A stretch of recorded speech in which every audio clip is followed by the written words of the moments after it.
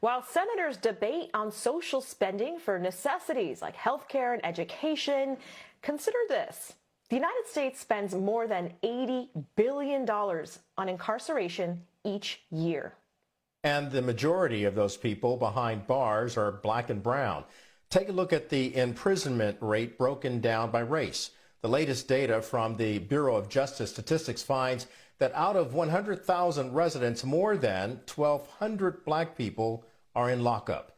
Compare that to substantially lower rates for white and Hispanic people in the U.S., drilling down even more. Of the Americans born in 2001, 1 in 3 men is likely to get locked up. And right now, there are more than 2 million Americans in jails and prison. According to the Sentencing Project, that's a 500% increase in the last 40 years. And now we're facing the reality that the U.S. is the prison capital of the world. We only make up about 5% of the world's population, but hold more than 20% of the world's prison population. Joining us now is one of the helpers who is working to reduce the prison population and improve the conditions prisoners face while they await due process. Corene Kendrick is the deputy director of the ACLU's National Prison Project. She is also a former staff attorney at the Prison Law Office. Thanks for joining us this hour, Corene. How did the U.S. get to be the prison capital of the world? Thank you for having me on tonight.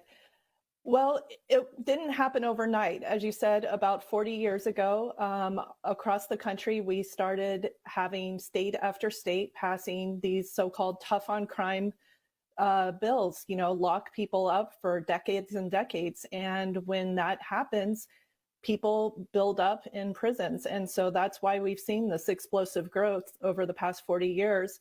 And why today our prisons are often filled with elderly and disabled people who, especially now during the COVID pandemic, are among the most vulnerable of populations you can imagine, medically vulnerable to crowded conditions where you can't safely socially distance.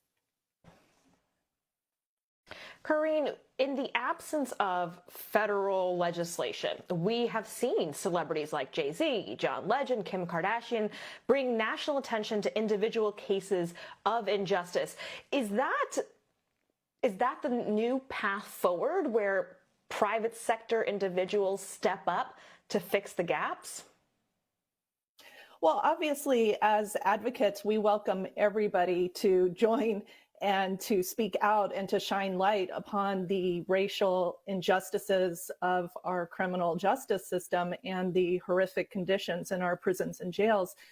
The practical reality is, unfortunately, there's over 2 million people locked up in prisons and jails across the United States, and there's only one Kim Kardashian or only one Jay-Z. And so while we certainly in the advocacy community appreciate anybody who's willing to join and shine light on injustice, it's rather arbitrary whether or not you get a pardon from the president or your life is spared and you're not executed because you are lucky enough to have caught the attention of somebody like a Kim Kardashian or a Jay-Z. As you know, the Bureau of Prisons leader has stepped down. Is this the momentum needed for federal reform? It's definitely an opportunity for the Biden administration. The Federal Bureau of Prisons incarcerates over 150,000 people across the country. However, the vast majority of people are locked up by states and counties. But what the federal government does is important. And during the campaign in the last presidential election, President Biden and Vice President Kamala Harris made a lot of promises and said a lot of good things about reducing mass incarceration, about tackling the racial inequality in our criminal justice system.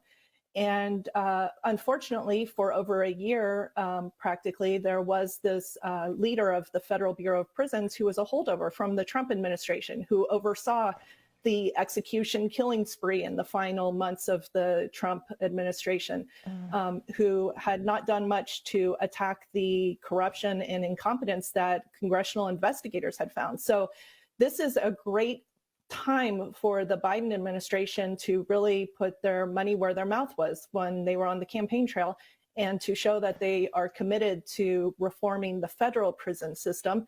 And what the federal prison system does, while it doesn't impact, the local county jail or a state prison, it sets an example and it sets a tone. And so this is an opportunity for the president and the vice president to really make good on the promises that they made to communities across the country, that they were going to tackle the racial disparities and the mass incarceration that we are all suffering under in this country.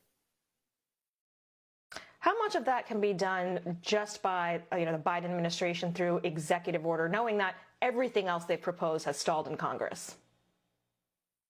There are certainly things that can be done by executive order. One of the first things that the president did when he came in was to say that the Federal Bureau of Prison and the U.S. Marshal Service needed to stop contracting with private for-profit prison operators. There's definitely other things that could be done by executive order. And again, by appointing a new leader to run the federal prison system who is really dedicated to reform and to acknowledging the humanity of the people who are behind bars.